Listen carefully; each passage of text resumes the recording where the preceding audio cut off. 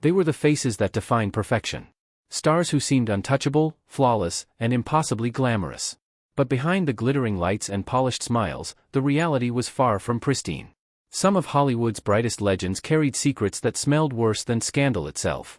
From Clark Gable's breath that could clear a room to Marilyn Monroe's unwashed perfume-drenched skin. The truth about these golden age idols wasn't just shocking. It was nauseating. Studio publicists fought day and night to protect the illusion of elegance. They sprayed perfume, rescheduled shoots, and rewrote interviews to cover what the cameras couldn't hide. That many of these stars, adored by millions, had hygiene habits that would make anyone recoil. It was an era built on fantasy. But beneath that perfection was decay, literal and moral. In this story, we'll peel back the glamour and reveal what really happened when the cameras stopped rolling. Some were victims of illness and pain. Others simply didn't care. And a few turned their neglect into rebellion. Proof that fame doesn't always smell like roses.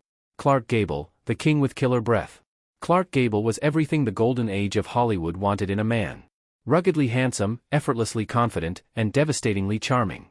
Born on February 1, 1901 in Cottus, Ohio, Gable came from a modest background, working his way through odd jobs before finally finding his place in front of a camera. By the time Gone with the Wind premiered in 1939, he wasn't just a movie star. He was an American institution, the king of Hollywood. Yet behind that confident smile and smooth voice was a secret so unpleasant that his co-stars quietly dreaded getting too close. At just 32 years old, Gable's teeth began to fail him. He suffered from periodontitis, a severe gum infection that destroyed the soft tissue and bone holding his teeth in place. In 1933, his dentist made a decision that would change his life to remove nearly all of his teeth and fit him with dentures. The procedure was brutal, leaving him bedridden for days. The dentures that replaced his natural teeth were crude, uncomfortable, and ill-fitting. They didn't just cause pain. They trapped bacteria, producing a breath so foul that even his closest collaborators couldn't ignore it. Hollywood was a world of illusions, and Gable Studios worked overtime to protect his image.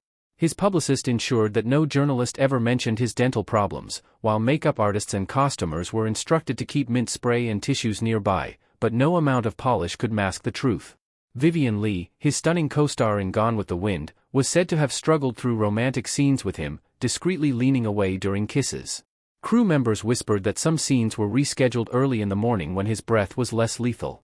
Sophia Loren, who worked with Gable decades later on Started in Naples, faced similar challenges. Known for her elegance and poise, she reportedly asked the director to limit the number of close takes between her and Gable. Her reasoning was diplomatic. She cited lighting preferences, but insiders knew the real reason. Even from several feet away, the odor was impossible to ignore. What made it worse was Gable's attitude toward his problem. He believed mouthwash and breath mints interfered with his acting, claiming they dulled his natural speech. He smoked constantly, drank coffee by the gallon, and brushed irregularly, worsening an already serious condition. By the time he appeared in The Misfits, his final film, his dental issues had returned full force, and the smell became legendary on set. Yet, no one dared confront him. To criticize Clark Gable was to risk your career. He was untouchable, and everyone from makeup artists to producers chose silence over honesty. In a bitter twist, the same charm that captivated millions kept those around him too afraid to speak. Clark Gable died of a heart attack in November 1960, just days after finishing The Misfits. On screen, he remained the embodiment of sophistication. But those who stood beside him remembered something else. A man so powerful that not even the stench of decay could dethrone him. Joan Crawford, the queen of clean with a rotten secret. Joan Crawford was the very definition of control. Her entire life was a performance, one choreographed down to the smallest gesture. She demanded perfection in everything. The way she walked, the way she spoke, the way she looked on camera.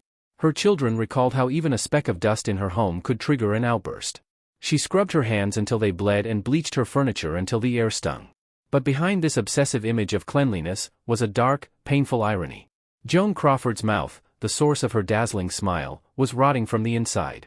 Born Lucille Fialasser in 1904 in San Antonio, Texas, she clawed her way out of poverty and into the glitzy kingdom of MGM. By the 1930s, she had reinvented herself as Joan Crawford, a name synonymous with power, glamour, and precision.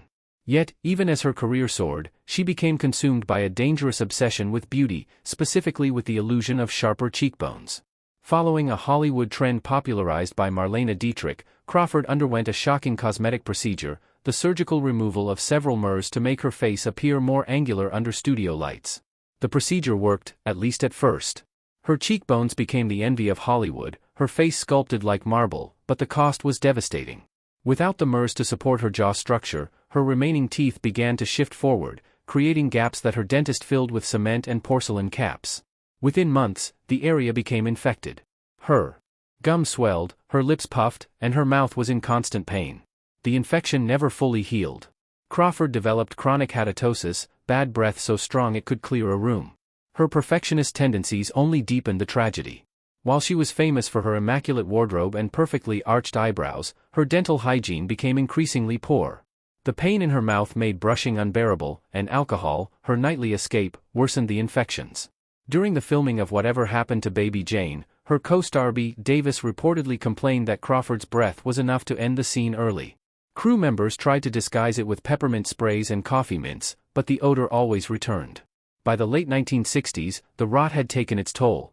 Crawford's iconic upper lip, slightly swollen and sensually curved, had become permanently enlarged from years of gum inflammation. Makeup artists and photographers worked hard to preserve the illusion of perfection, using lighting tricks and filters to mask the damage. But in private, those close to her saw the reality. One assistant later recalled, "Joan smelled like roses on the outside, but like death on the inside." Her final years were marked by isolation and pain. When she returned to acting in the 1970s, she required round-the-clock dental treatments just to get through a day of filming. She still carried herself with elegance, but beneath that polished mask was a woman suffering, not from vanity alone, but from the impossible pressure of being flawless. Joan Crawford died in 1977 at 73, still fighting to maintain her image of perfection. The woman who scrubbed her world clean had carried her own decay for decades. A haunting reminder that sometimes the greatest beauty hides the deepest rot. Marilyn Monroe, the dirty bombshell. Marilyn Monroe's beauty defined an era. Her walk, her whisper, her platinum curls, they all came to symbolize the dream of American glamour. But the woman behind the fantasy, born Norma Jean Mortenson on June 1, 1926 in Los Angeles, lived a life so chaotic that her perfection on screen was almost cruel ironic. Her skin glowed under studio lights, yet off camera, her habits told a very different story. One that smelled less like Chanel No. 5 and more like exhaustion, loneliness, and neglect. Marilyn's distrust of cleanliness products was well known among those who worked closely with her. She avoided deodorants and soaps, claiming they were filled with harsh chemicals that disrupted her natural scent. Instead, she relied on perfume, her signature Chanel No. 5, to do all the work. Friends said she would spritz herself several times a day, sometimes without showering for days. Her makeup artist, Alan Whitesender, who became one of her closest confidants, often kept a supply of wipes, powder, and tissues at hand to freshen her up between takes. He once admitted he had to paint the glow back on her face more often than most actresses because she would arrive to set with unwashed skin. Her co-stars were less diplomatic. Tony Curtis, who shared the screen with her in Some Like It Hot, 1959, once infamously said that kissing her was like kissing Hitler. He later insisted it was sarcasm, a joke taken out of context. But the rumors had already spread. Directors and makeup crews whispered about her smell, the body odor mixed with perfume, cigarettes, and anxiety. On The Misfits, 1961, Clark Gable, who was known for his own hygiene struggles, reportedly kept his distance during breaks. The irony wasn't lost on the crew. Two of Hollywood's most beautiful people, both burdened by private decay. Marilyn's hygiene issues weren't born from arrogance. They were symptoms of a life spinning out of control.